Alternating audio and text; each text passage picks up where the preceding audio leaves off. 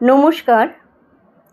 এবছর 2026 সালে জাতীয় কবি কাজী নজরুল ইসলামের 127তম জন্মবার্ষিকী উদযাপিত হচ্ছে।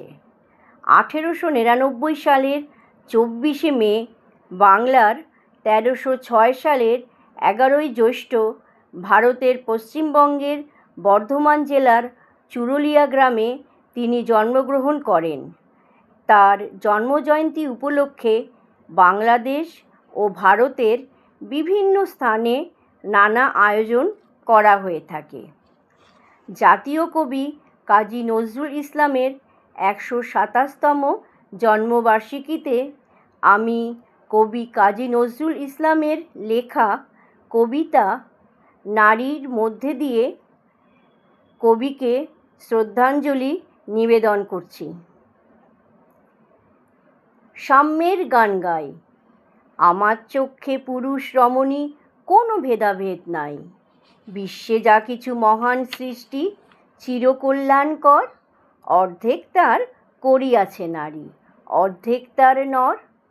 বিশ্বে যা কিছু এলো পাপ তাপ বেদনা অশ্রুবারি, অর্ধেক তার আনিয়াছে নর, অর্ধেক তার নারী।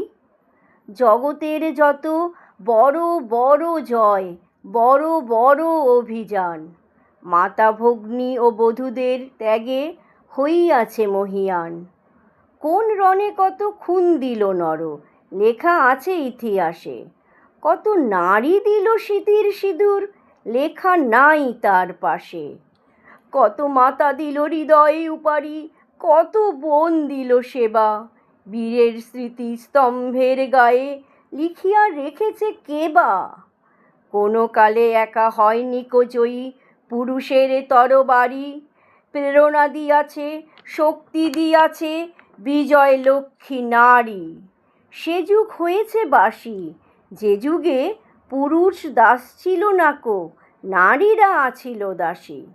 বেদনার যুগ, মানুষের যুগ, সাম্যের যুগ আজি। কেহ রহিবে না বন্দি কাহারও, উঠেছে ডঙ্গাবাজি।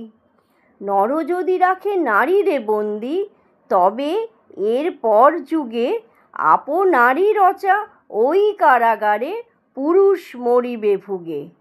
যুগের ধর্ম এই, পীড়ন করিলে সে পীড়ন এসে পীড়া দেবে তোমাকেই। সেদিন সুদূর নয় যেদিন ধরণী পুরুষের সাথে গাহিবে নারীরও জয়।